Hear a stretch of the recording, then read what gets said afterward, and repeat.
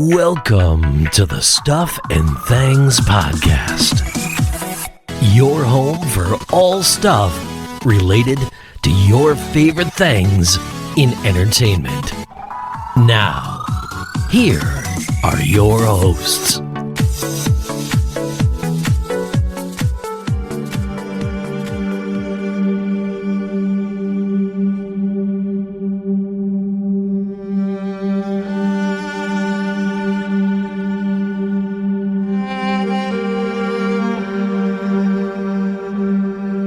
Hello everybody and welcome back to the Stuff and Things podcast. We are discussing the Game of Thrones spin-off House of the Dragon Season 2 Episode 4. Joining me to go through, it's Stefan. Hello buddy, how you doing? Yeah, I'm good man, and you? Oh, I'm very, very damp. It's like apocalyptic rain where I am. And doing the school run means I got absolutely drenched. That's good. I Yeah. like that. Yeah, it's good July nice weather. day in the office. Nice day in the office, but where my hair is dripping. Well, yeah. you do live up north now, so I mean, this is, from my understanding, this is good summer rains for you. Yeah, I spoke to one of the parents at the school, and I was like, "Oh, weather's nice." They went, "Oh, yeah, you get used to the summer up here." Yeah. And I'm like, "Oh, please be a joke." No, it's not. Please be Yeah. a joke. No, they Don't got do rain. they got that expression up there, you know, like if you look out the window in the morning and it's like the rain's coming down, it's raining. But if you look out and it's not, then it's going to rain. It's gonna rain. Yeah, that's very true. I'm part Mediterranean, man. I need sunshine. I need heat. Moving north was not the best decision I've ever made for the weather. No, you've moved closer to, you know, the wall, aka Scotland. Yeah. Winter's coming. Winter's coming. Yeah. I wonder at what point you might lose your accent. I've been wondering about this, whether at some point we're going to fire up the podcast and be like, here's Stefan. He'll be like, hey up, it's Stefan here. Hi, my lad. We're going to talk about podcast. Yeah, talk about the podcast and go about all them dragons. That lady with her great big dragons. Yeah. Those big bastards flying in the sky. Yeah, it'd be great. Why are you moving to Wales? Yeah, I don't know why I went Welsh there. That was very strange. You felt confident. You felt confident doing an accent, and you did it well. And then you went too far. There you go. There's a lesson for you. Do you know what? Every time I try and do accents, I end up Welsh. Don't know why. Well, that's okay. I mean, my daughter is quite good with accents, but she always ends up sort of. She uses them for moods. Like if I hear her ranting, it's normally doing a Welsh accent. I don't know why she feels the Welsh accent has a particular good rant tone to it. I think she's been watching too much Rod Gilbert. And yes, there's a very niche reference to all of our American listeners. Hello, all of you. Thank you so much. Hello. This will mean nothing to you, to the vast majority of you, but there are lots of you. This podcast, for whatever reason, seems to be very unpopular in the UK, where the last show, episode 3, we had 512 listeners in the UK. Thank you to every single one of you. That's incredibly kind. We had 644 around the world, which again, incredibly kind, and thank you very much. Hope you're all listening and enjoying. And we had 44,000, just under, in the USA. Oh, blimey! So that is a bit of a step. That is a considerably different. So if you're one of those, come on, England, step up. Hello, and welcome. Not quite sure how. Y'all. Yeah. Oh, we're down to 5. Yeah. Hey, y'all. Yeah. No. So yeah, massive thank you to everybody for listening, wherever you are in the world. Special shout out to the several listeners in the Ukraine. So yeah, good luck to all, and hope you're all safe and well. Let's get stuck in. Let's get stuck into the House of the Dragon Season 2, Episode 4, and the title of the episode was... The Red Dragon and the Gold. Now. Not called The Dance of the Dragons, like you freaking told us all week. Now, this was interesting. I mean, come on, dude. I know you like to take the mickey out of me not remembering names, but when you're getting the companies involved to change the names on me, I feel that's taking it a bit mean. Now, did you... That's mean. Now, just out of interest, did you see it on IMDb as the Dance of the Dragons? Yeah. Because it was there, yeah. So this episode title was down as Dance of the Dragons and was there all week. So everyone was kind of like, oh, we know what this is going to be.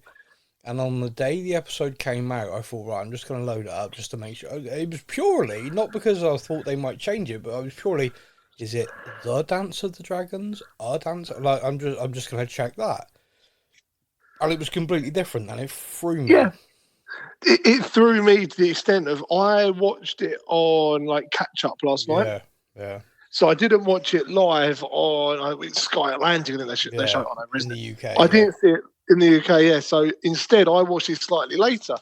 So I've gone on to the Sky box. I've gone through, and I'm like, oh, let's find the latest episode. And I'll see, the red dra, as it says at the bottom. I'm like, oh no, it's not that one. This one's called Where the hell's Dance of the Dragon? Yeah. Oh my god, it's not on there yet. It should be on there. It's late enough. It should be on it. Yeah. I had to go onto IMDb. I was like, oh, they've just changed the name of it. Okay. So clearly, until the day of the episode, we're not going to try and second guess titles anymore because next week has a title thrown up there now, and I'm just going to ignore it. Title of next week's episode is Ermiger Dragons. No. I'm now just calling it 3.5. That's all, 2.5, sorry. Yeah. Season 2, episode 5. 2.5. That's all I'm going to... That's it. That's it. Until next week, that's how it shall be referred. So, we are discussing episode 4. It is called The Red Dragon and the Gold. So... Before we start it, I just want to quickly just say one thing. I saw an interview during the week. Yeah. And it had the king was being interviewed. Yeah, hang on. Freaking hilarious that he's sat there with his hair cut and a beard. Yeah. It's not a great beard, but a beard. And I'm watching it and I'm like, I recognise this guy. Where do I recognise him? Oh my God. And then, the episode comes on and he looks like a 15-year-old again. I'm like, oh, okay. Yeah, the transformation. Proper made me chuckle. The beard, that's all it needed, a bit of a beard. And that's what's been keeping me looking semi-decent for the last 15 years. So, yeah, it's what works. It works, mate. Mate, we got loads to go through, so we need to get stuck into it. I want to open up with... literally what I've done is I've written myself out some notes and I've written kind of bullet points as like conversation starters for us because there was so much to try and walk through the lot of it. I think we'd be here for days. So what I want to open with is my first note is what the hell is going on with Daemon at Harrenhal? He is tripping balls, isn't he? That's like, the term of that. That's funny. That is so. I look around a lot of kind of content creators for this, just for my own nerdiness, and Daemon tripping balls is like a running theme across all of them. So that's quite funny. That's the terminology you've used. I think it's very British. We saw the young Rhaenyra again in a couple of scenes. He cuts her head off. Which again, and then the head keeps talking to him. Just a bit messed up, yeah. Tripping balls is accurate. Like there's something like we said last week. There is that woman who we now learn is Alice Rivers is messing with him. She's doing something to him. She's a witch. Yeah, pretty much convinced. Absolutely convinced. And the more this episode went on and the more things he was seeing, I was like, he's definitely been poisoned or something has happened, which is ironic after he said, I'm not going to get poisoned by peas. Well, mate, no, this is something I was going to say to you because he arrived and was like, I've taken this place. And they were like, yeah, cool. Sit down, have some food. All yours. We pledge allegiance to you. No worries, man. And they stick food in front of him, and he's like, yeah, I've fought all these battles. I'm not going to be done by, like, poisoned peas. And they're like, whatever, we ain't going to poison you. Your loss, yeah. And then this woman has said, you're going to die here to him. He clearly is suspicious of. I think he even calls her a witch. And yet she hands him a drink and says, drink this, and he does. Yeah, there's a moment there where I'm like, this doesn't make sense. Like, if you're accusing someone of being a witch and potentially trying to like make you hallucinate, and you've already said that you're not going to eat the peas because they're poisoned, why would you then go, "You're a witch, but thank you for this drink. That's very kind." Yeah, it doesn't make a great deal of logical sense, does it? And it does. It messes him right up. The next thing you know, he sat down in this like meeting that he called, not knowing where he is, who he's talking to, or anything. It's bizarre. Well, and what can we do for you? I don't know. You called me, did I? Yeah. Did I really? Oh. He sees his wife His who ex-wife. died. Yeah.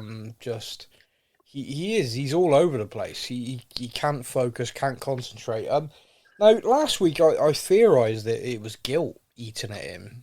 That it's kind of like what he did with that young child being killed is bothering him. Now I'm just convinced that actually no, this Alice Rivers is basically messing with him.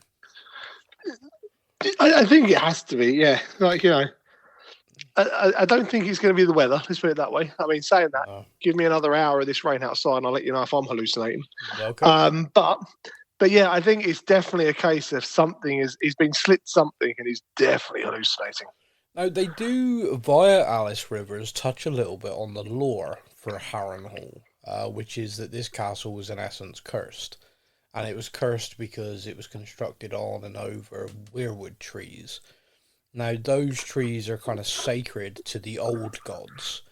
And, you know, one of those trees still exists inside Winterfell, just to give you a kind of idea of what we're talking about. They said the bed that he's sleeping in was carved from one.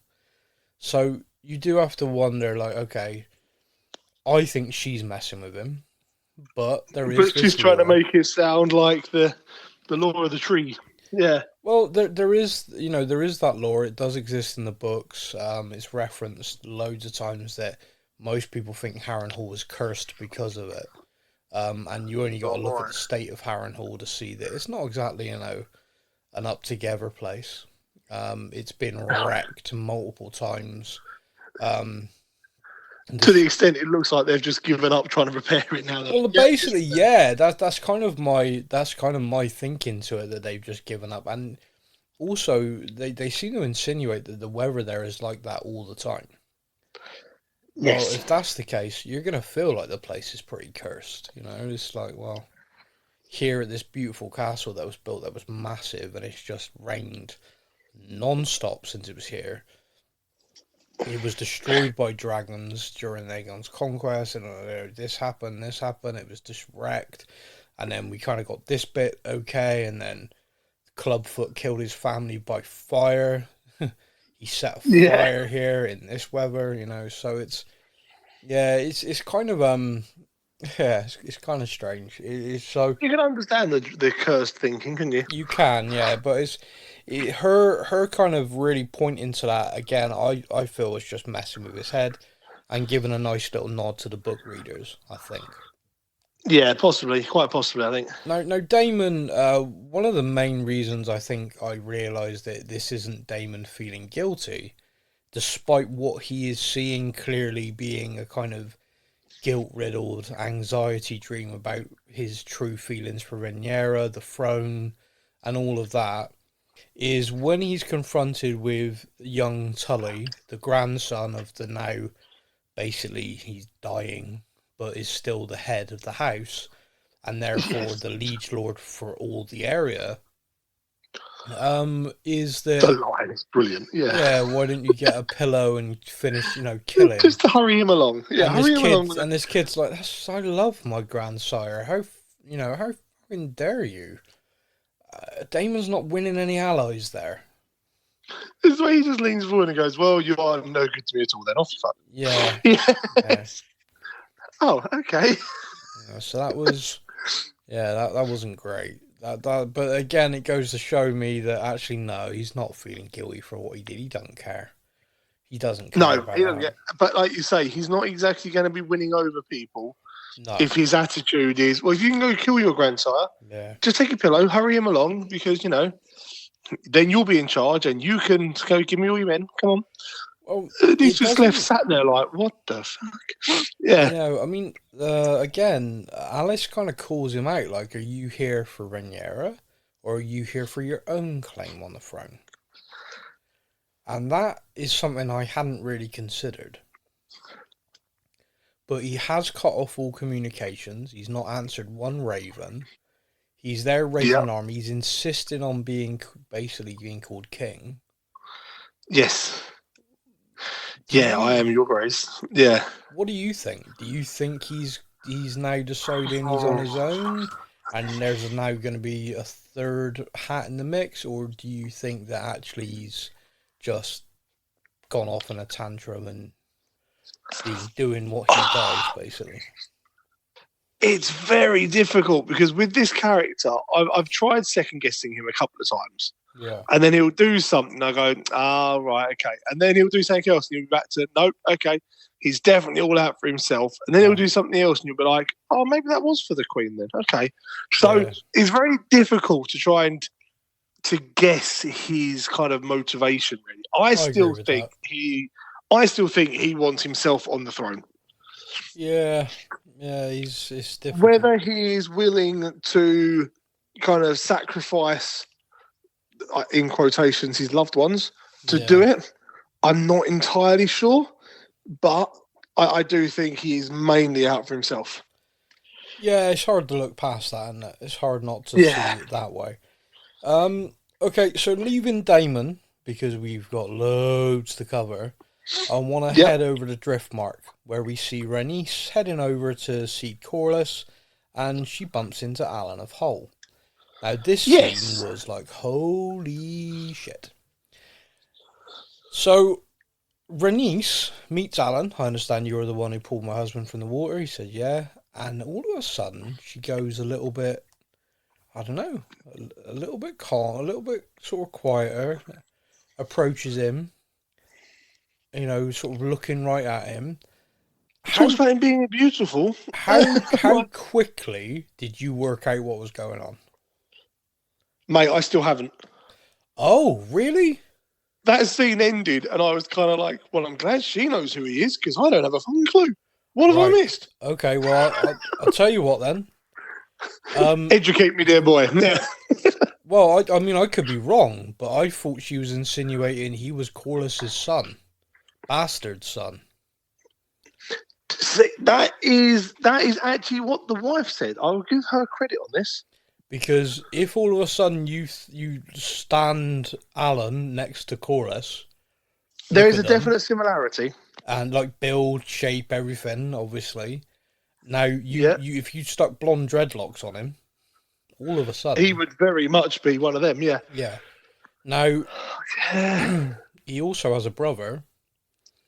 Who is a little bit more that look as well. But Rhaenys is kind of like, your mother must have been very beautiful.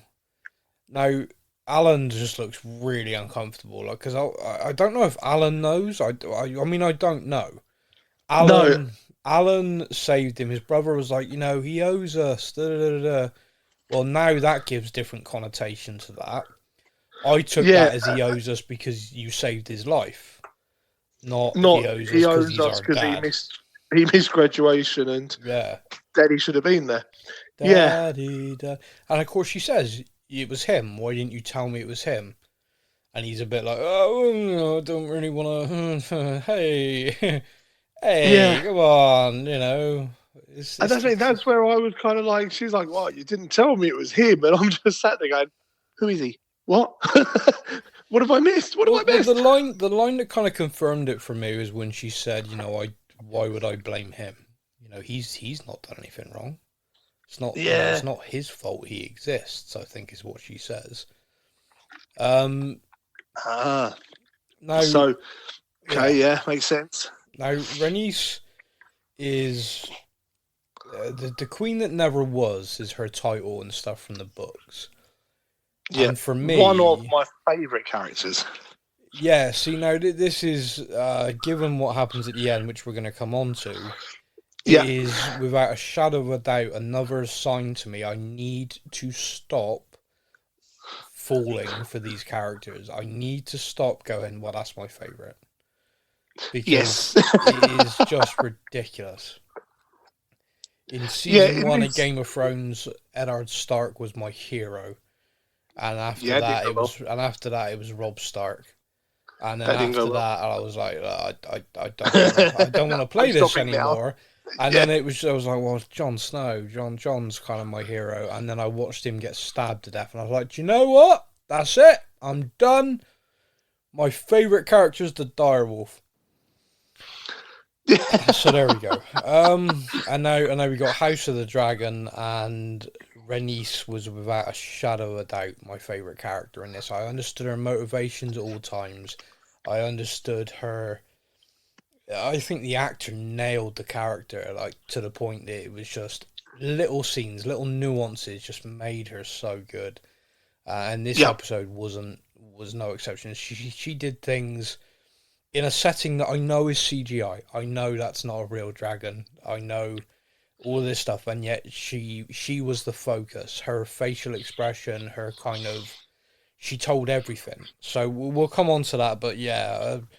Rhaenys in this scene, meeting Alan of Hull, basically not confronting, but kind of just reminding Corlys, like, I know, bad man.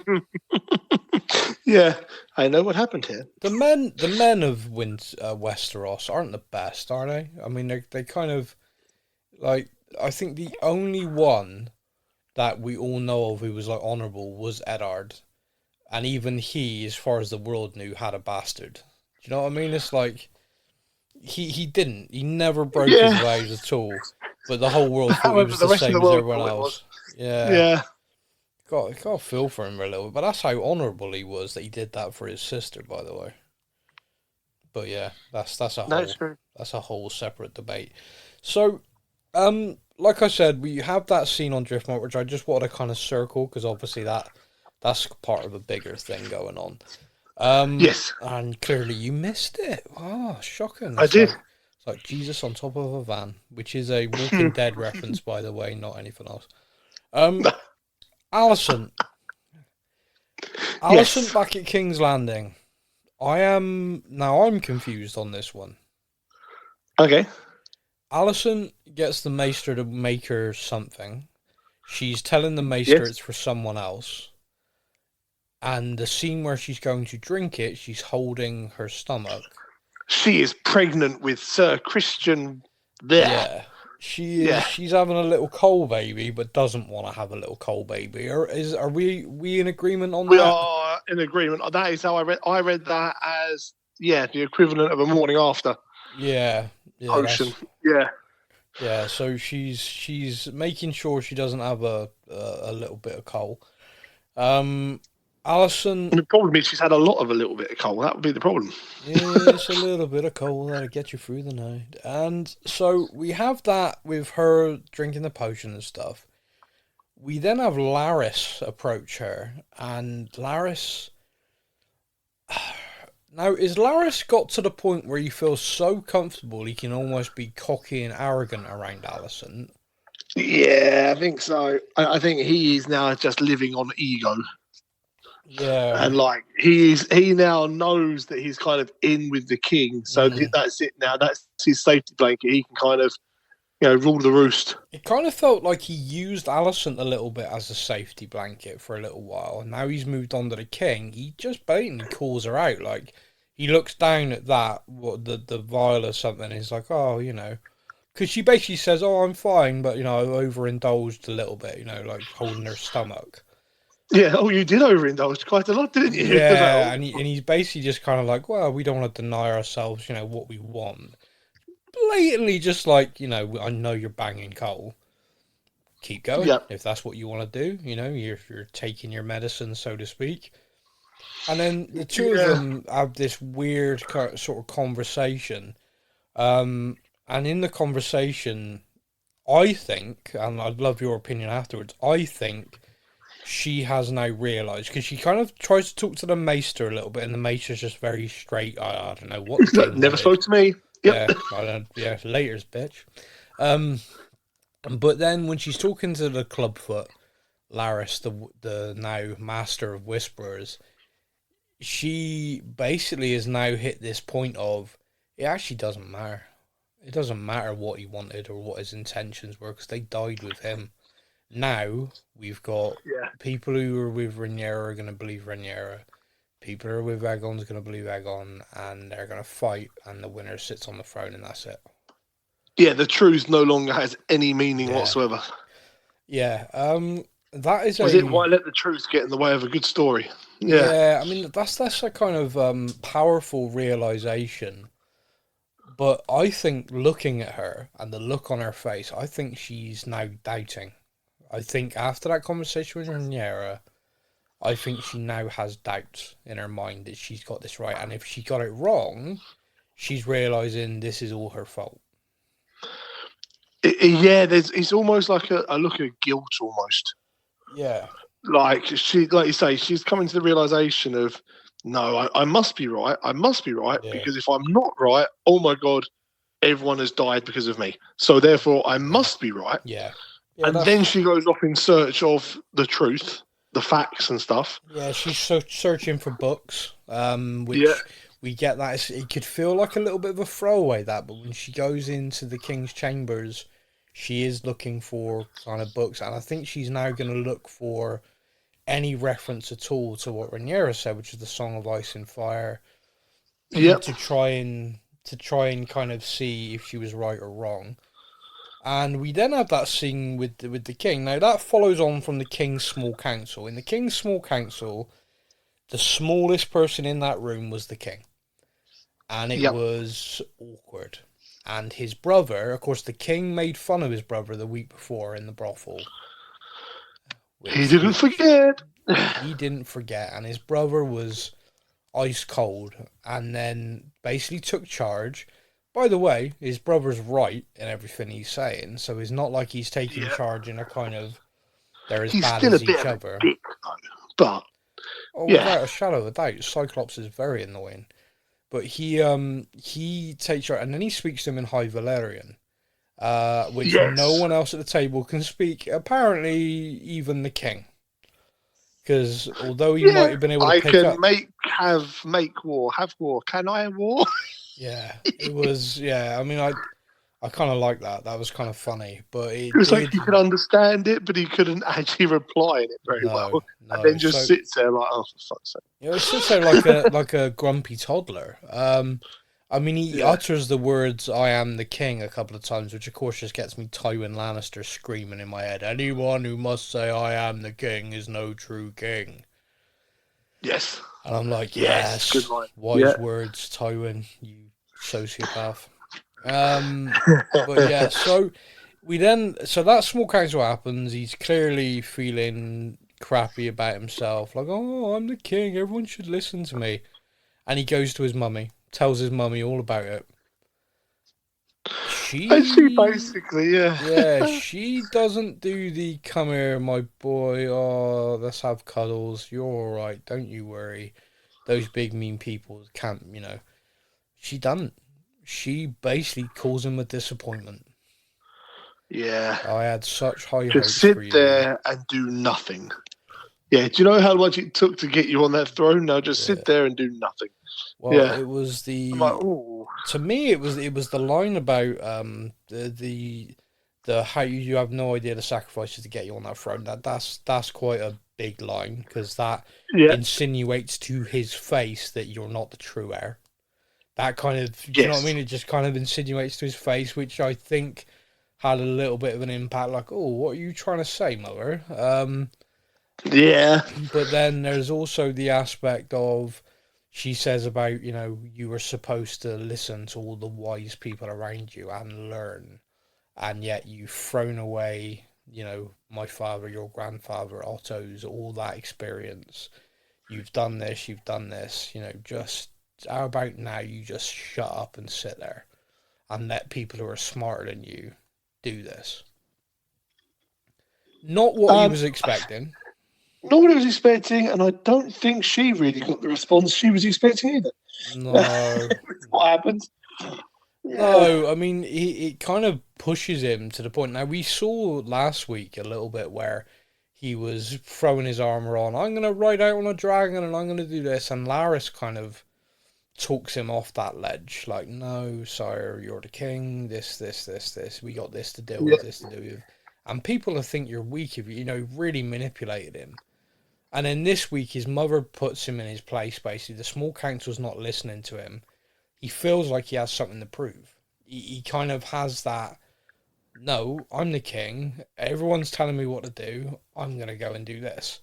Of course, he gets drunk first, which, for all those people out there, do not drink and fly your dragon. It's a thing. Don't do it. Don't drink and fly. No. Yeah. Messes with your accuracy, if nothing else. Yeah. It does. It must do. It must do. No. Yeah, I did like that. The fact that he goes and gets himself absolutely tanked up first is very much a case of like, yeah, I'm going to ride my dragon to battle. Yeah, I'm going to do it. I'm not that confident actually about this, so let's get drunk. Yeah. And then drunk confidence says, yes, I can do this. Yeah, basically, yeah. Drunk confidence is it's a bad thing. Yeah, drunk confidence has got me into so much trouble in my life. And none of those involves flying a dragon, so you've done all right. Well, as far as you know, yeah. But that is true. On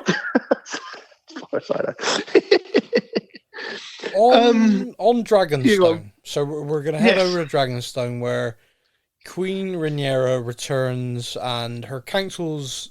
I mean, I've written down this is one sassy council, where they are all her kind of banner people. They're all with her, but they are also basically constantly bitching, undermining. Rhaenys is there trying to hold them together. Luke is there trying to hold them together. Yeah. And Rhaenys literally does that at one point. She says, doesn't she, like, is this what this council has come to? Yeah. Like, the queen goes away and you guys are just bitching and whinging for power. Yeah, really? This is what we've come to. And Corlys walks in as well. I mean, they obviously all really respect the sea snake, which is good to see. Did you notice like the absolute shift in attitude? Yeah. Between the princess talking, yeah, Prince Jace talking, and then the sea snake walks in, yeah, and instantly the whole thing changes. Like, oh, your lord, sorry, your lord. Oh, sorry. Yeah, sorry, which is good. It was clever, but it's very annoying. Because Rhaenys, the queen that wasn't, really should command their, I don't know, respect and kind of fealty. I kind of took it another step further in my mind. Okay. So the whole premise of this entire show was the fact that, they would never accept a woman on the Iron Throne. Yeah. They are all kind of in allegiance to her. Yeah. But they still clearly have this attitude of, well, they're not listening at all to the princess, but as soon as the Lord walks in, they're all like, oh, that's what I was saying. And I'm like, how much are these guys actually going to be on the Queen's side, or is Daemon going to be able to kind of, if Daemon decides to make a move for the throne himself, are they going to throw themselves behind him because, king, not queen? Yes. Potentially. And I was watching it and I was like, oh, that's an interesting dynamic. Yeah, I mean, potentially. It is, I mean, it's a patriarchal society without a doubt. It's interesting though. It's interesting because, it's a reflection of our real history without a shadow of a doubt, medieval history. But obviously myths and magic, but it's just the kind of... We kind of know what that society was, and we kind of know the way that existed, and so seeing this played out like this, it's interesting. It holds a mirror, and I like that. It's kind of interesting. But Rhaenys, without a shadow of a doubt, is the smartest person in that room. She just is, without doubt. Without doubt. Now, when Rhaenyra comes back, the experience, the knowledge, and everything. Yeah. When Rhaenyra comes back. And she's talking to the council about this, that, they were like, I had to be 100%. I needed to know that before this breaks out and this becomes like a real blood carnage fest with thousands dying, I needed to know that I couldn't have done anything to avoid it. My father reigned over all these years of peace. I needed to know before I destroyed that in his name that, this couldn't be avoided, and now I know that it's basically me or them. Like there's no, which I liked that. I did like that. There's no turning back now. Her own son was giving her shit over it, by the way. Like, When it just, you've returned, have you? Yeah. Kind of like, almost like that sarcastic kind of, do you know what time it is? Come Do you know what time it is? over here, little shit. That one deserved the backhand with the big ring. Now, she obviously is like, they've mistaken my caution for weakness.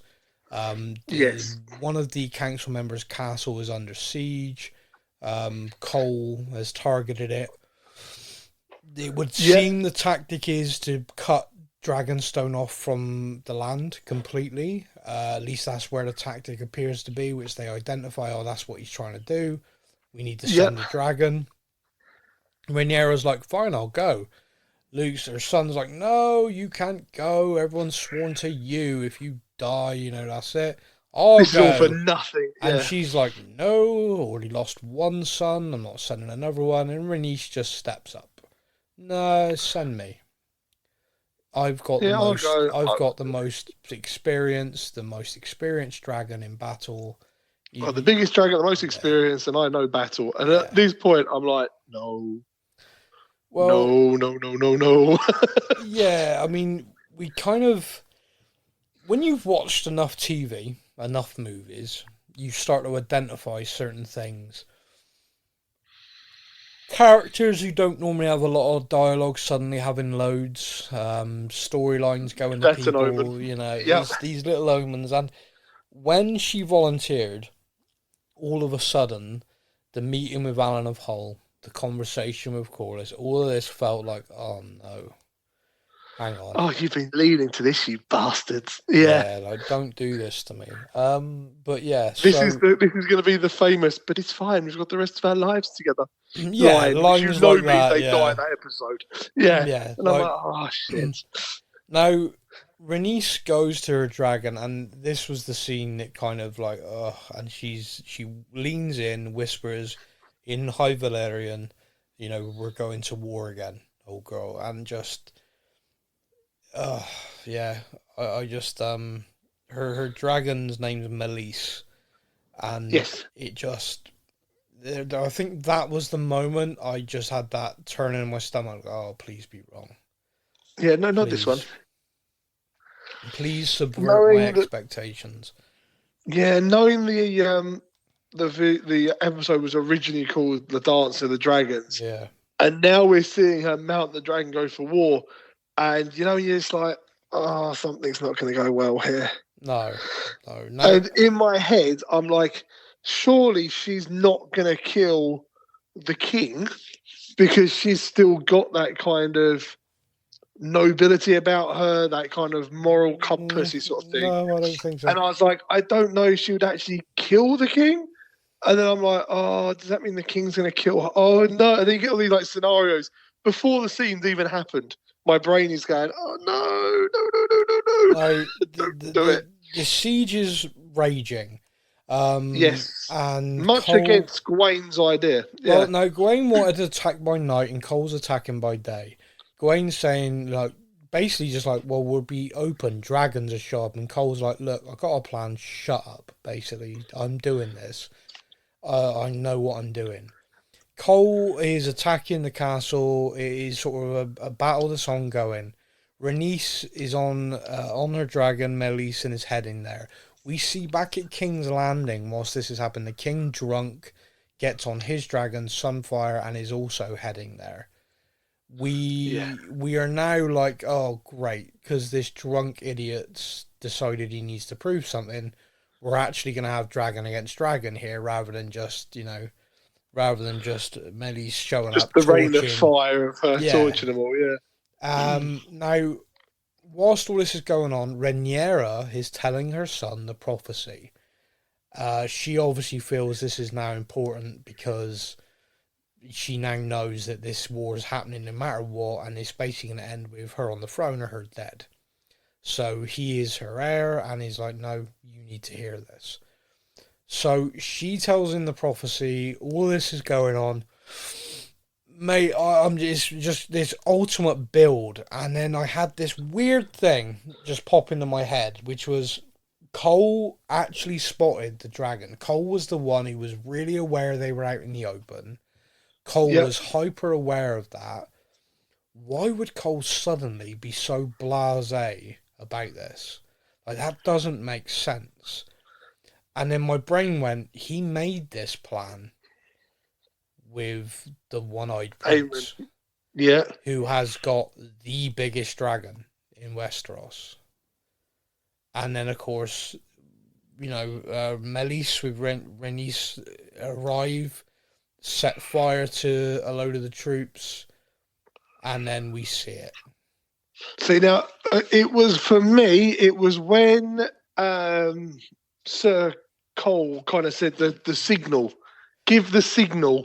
That's when I suddenly went, oh, shit. Well, I'd been thinking it. I'd been wondering, because I was like, there's no reason he'd do this unless it was to lure a dragon.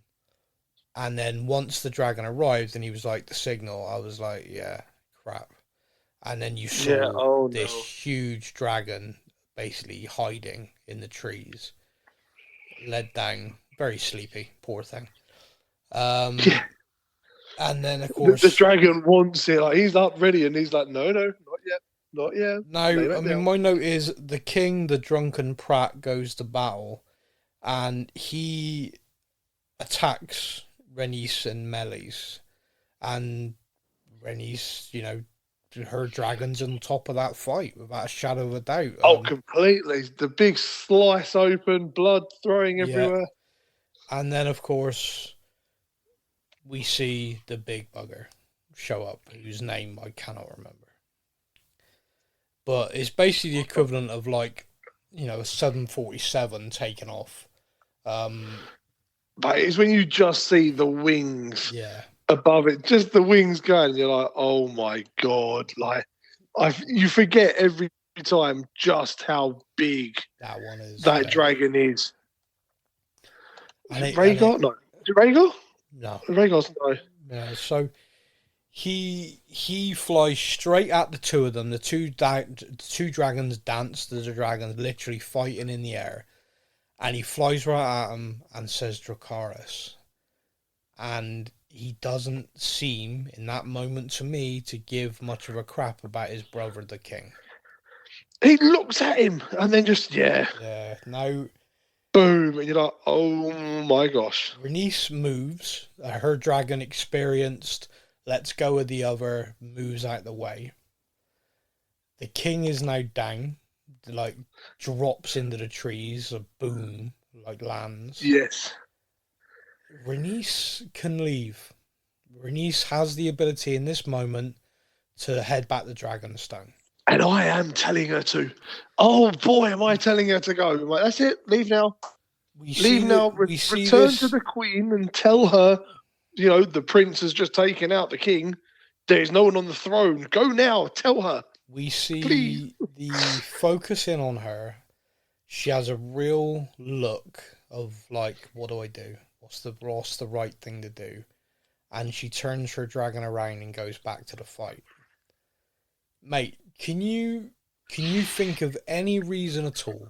Like, can you sum up for me why you think she made that decision? Because she would know, despite her having the most experienced dragon on the side of Rhaenyra, the biggest, the most battle-hardened, experienced, why would she do that in that moment rather than heading back to Dragonstone and because even if he was arrogant enough to pursue her, there's a lot of dragons at Dragonstone, and he might be the biggest, he wouldn't be able to fight off all of them. 3 or 4, no, you're right. Honestly, I don't know. I was there, like, now go back, like, the king is dead, so therefore, the queen is on the throne. I like, go back to Dragonstone, tell her what happened.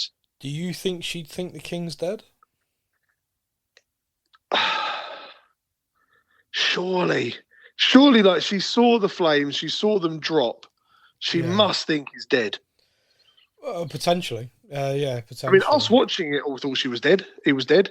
Yeah. But just kind of watching it, and I'm like, oh, why have you turned back round? Why are you doing this? And then you see her kind of clip herself in and tighten the belt, and I'm like, she's on like a suicide mission. So, like, this is a win or die situation now. Yeah. No, I've been mulling over this because at the time watching it, I was very much kind of like, get the hell out of there! Like, you have literally showed up, you've torched a load of the troops, you've done a good job there, but this is clearly a trap. That dragon, the king showing up. I mean, she might have thought that was part of the trap. I mean, she doesn't know that was part of it. But it's 2-on-1, the king and the prince. You must think at this point, they've lured me here. I need to get out of here. So I was kind of, I couldn't understand the turning back thing. What now? So like a day removed, I thought about it. I think she believed she was the far more experienced dragon rider, which she is. Yeah. I think she believed in that moment her best chance, or the best chance of them winning this war, was for her to take him out. And what is interesting is when she does turn back initially, she does launch an attack, and she is on top in that initial attack. Even though the other dragon's that much bigger, she is on top initially. And then they get separated because he goes to ground and then she can't see him. And it's at that point I'm screaming at the TV, just fly home. Get out of there. And I think she is. I think she's made that decision. I can't see him. I'm going to head back to Dragonstone. And then it comes up. It comes up out of nowhere and literally takes her. Mate, why is it when I know that's a CGI dragon? I know dragons. Why am I still attached to it and it's dead? Why is the moment when Melise looks back at her like, we're done? Like that looks back as he's dying and she watches Melise die. Yeah. And then the pair of them just drop from the sky, destroying the castle. So basically winning the war, winning the battle. Breach the wall. Yeah. It was awful. Like, that was such a... And that basically gives that asshole one-eyed prince even... that's it now. He's killed 2 dragons, 2 dragon riders. He's flying around like, He's technically on 3 now, isn't he? If you take out the boy in the last series, he's racking up a kill count. Well, I wasn't counting the king, as like a deliberate kill. I don't know. See, I think he did. I don't think he could go back to the king's supporters and go, "What up? 3 dragons dead." What? Yeah, booyah! Yeah, I am the king. Yeah. So that scene, I'm broken at this point. Rhaenys was my favorite character. May she now rest. I am gutted for that, and my mind's just like, wow, what happens next? Because when word of that reaches Dragonstone, you've got Corlys, how's he going to react? Rhaenyra, how's she going to react? How are they going to be together? Because Rhaenys was very much the one keeping Corlys on side. Yes. So he just wants to go back out to sea and do his thing. Yeah, but what's keeping him from doing it now? Yeah, his blockade is what is basically giving Rhaenyra any upper hand. Is he now going to keep doing that? Is he going to stay with her? Is he going to change? Literally, Corlys is, I don't know, he's a loose cannon to me right now. I have no idea where he's going to go with this. He's lost all his heirs, his children, and now he's got this. I mean, we know he's got a couple of bastards now, but still... It's going to be strange. So my mind's racing with that. I thought the episode ended because it went to black.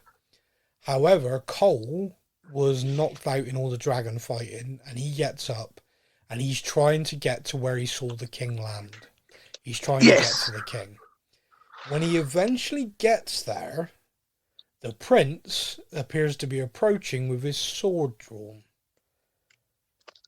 Do you think he was planning to finish his brother off? Yes. Yeah, me too. Well, me 100%. There is Yeah. no reason for him to have his sword drawn at that moment, because there's no enemies around. It's literally No, they have won that battle. Yeah, and he is walking towards it, and he just points to him. He doesn't care. He hasn't tried to rescue him. Hasn't tried to pull him out of there. He is badly burned, clearly. But is he alive? Is he dead? We shall have to wait and see. Yeah, I thought he was dead, Yeah. but there's that little part of me inside that's like, oh, is he though? You know, I'm like, oh, is he dead or is he now going to be surviving it? Cole has literally just saved his life from the prince finishing him off. Yeah, which he won't. And when he goes home, he's going to know what happened on those dragons. Yeah, he is. And you know, so I'm like, I thought he was dead, but there's still, you know, there's that little part of me inside that's like, oh, that's going to cause some drama. Yeah. No, book readers will know the answer to this. I know the answer to this. So, spoiler warning in 3, 2, 1. He's not dead, but he is very badly burned. And he then picks up the moniker from these injuries. It's an interesting thing with this and what's going to come next. Oh, okay. The king, I mean, Cole, by the way, as well, Cole just drops to his knee. Now, I don't like Cole at all. I really don't like that character. Like, so much about him with the whole, oh, I'm honourable, I'm this, bang the princess. Oh, you don't want me? Oh, right, I'll bang your mate then. You know, he's awful. He's the worst. Yeah. He is the absolute worst. So many things about him. In the words of Kaylee, so much ick. Yes, plenty of ick. Lots of ick given from the Sir Cole. Now, he is basically battled his way to get to the king. He's kind of really struggled. He got wiped out, you know, no horse. He's really struggled in that armor to get there. He's now right next to him. He's clearly badly burned or whatever, and he just drops to his knees. And I'm like, mate, you're right there. Go and see if he's alive. Like literally, oh, you're the worst. All the time, you're the worst. You have so many times. Well, he's had a few chances to redeem himself. Yeah. And every time, he just doesn't do it. No. The one thing I would say is his tactics he worked out with the prince worked the charm. He's gone into the Riverlands. His army has grown. He's taken loyalty from several minor houses who have added their, you know, fjords to his army. He has just kept marching, and then he's targeted that castle to cut Dragonstone off from the mainland, which he's now done. And it was a deliberate act to lure a dragon in. I mean, I'm guessing in their head, they were hoping they'd lure Daemon or Rhaenyra. That was probably in their mind what they were hoping for. But Rhaenys on the biggest dragon the other side had was a good a prize as well. Yeah, I'd say that's a win. Yeah, that's still it's still definitely a win in the overall war, isn't it? To take out the most battle-hardened of the dragons. Yeah. Now, we discussed dragons almost sounding like a nuclear deterrent last week. Now they've been unleashed. Dragons have gone to war. Dragon against dragon. Yeah. What are your thoughts on what's next? Because if you are Rhaenyra, this has been unleashed. This is now where the war's at. You surely losing not just the dragon, but Rhaenys is a massive loss. For speaking purely militarily now, it's like losing arguably one of your best generals and losing one of your best nuclear subs. You know, like one of your best weapons, if not the best weapon you have. Now you have the numbers without a shadow of a doubt, but you now know that the prince is flying around on the super weapon and has already killed your son and now killed Rhaenys. Yeah. You are gonna have to be so cautious. Could you dare send a dragon on its own now? Would you always need to be like flying as a kind of group? You know, Um, I need a having wingman. having watched this episode Yeah. and thinking of how much budget was probably spent in that fight scene, Oh yeah. I'm Fair I'm point. fully expecting the next episode to have lots of people sat around a table talking. Yeah. No, fair point. like let's use as little budget as possible in the next episode. We spent a lot. But I think you're right. I think it's going to have to be doubling up. Anywhere they go now is going to have to be double dragons. Yeah, double dragons. Yeah. No one's going anywhere on their own anymore. No. So if Jace wants to go anywhere, I'm going to guess Baylor's going to have to go with him. Yeah. Or the Queen isn't going to go anywhere at all because they now know. Surely she's now going to be like, you need to stay here. You ain't leaving because look what they're doing. Damon, of course, is still out there at the moment. Yeah. No. He's on his own with the dragon. Now, is he going to find himself unstuck on the way back?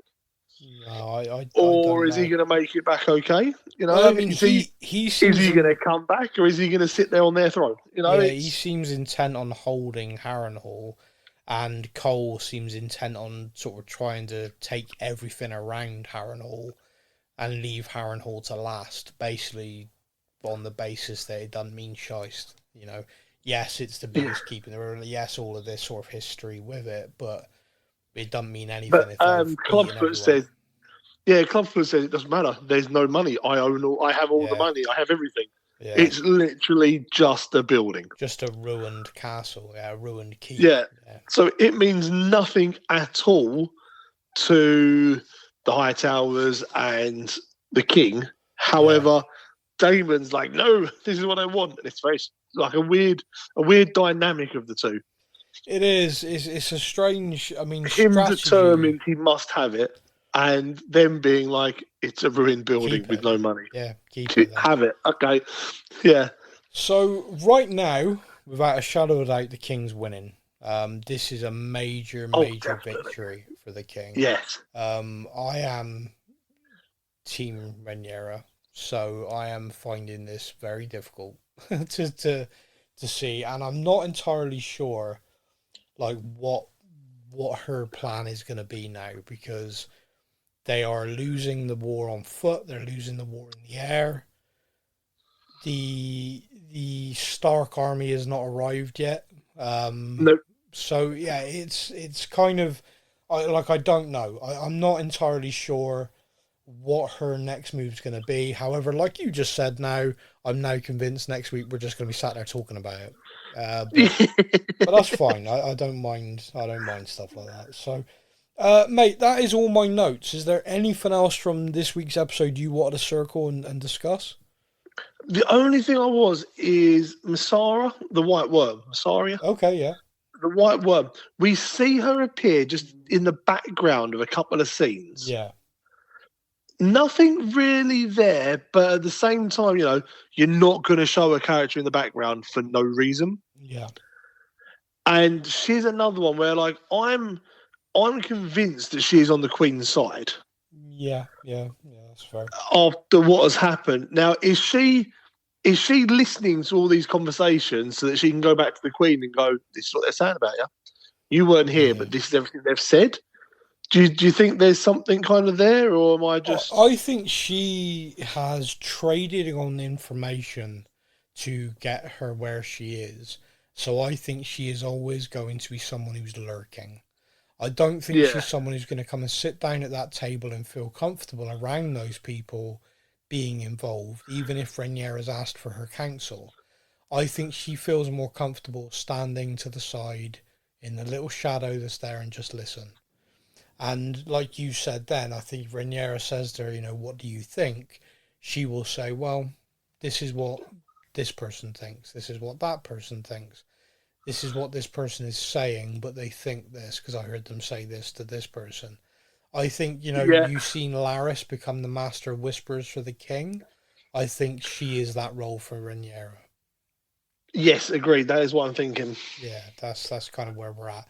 It was well worth pointing that Like I said, I want to at the start of the show. Just want to say a massive thank you to everybody who is listening. We really appreciate it, and a big thank you to everybody who's messaged in, emailed in. I think I'm up to date, which I never thought I would be. We had off the back of the last show about 600 messages come in with loads of different theories and different thoughts on different things. I've answered all of them. Thank you so much. I do want to say again, and it's a strange thing, but get in touch with us. Let us know if there is a more interactive platform you'd like us to use. We set up a Discord on the basis that people could sort of jump on that, join it, and you could chat to us directly on different shows and stuff like that. And we got a small group of people who have done that, which is great. But when you see the volume of emails and everything that comes in, we did ask before, and a lot of people came back with lots of different reasons why they don't like Discord, which is fine. But is there a platform which you would like that we could do that with, or is it something you're not really that fussed about? You're quite happy just to email in, get a message back, or whatever. So, we can be as interactive or not interactive as you wish, really. I guess. Yeah, pretty much. But I enjoy talking to people about the shows. So yeah. Yeah. So that is it. That is our show for this week. I want to say a massive thank you to everybody for listening. We will be back next week to discuss episode 5. Until then, everybody, you will take care. And we will speak to you soon. Do you not doubt his intentions? Rhaenyra's supporters will believe what they wish. And so will Aegon's. The war will be fought. Many will die. And the victor will eventually ascend the throne. The significance of Viserys' intentions died with him. Thank you for listening to the Stuff and Things podcast. We hope you enjoyed the show. You can find us on Facebook or online. Simply search the Stuff and Things podcast to join in our conversation every week.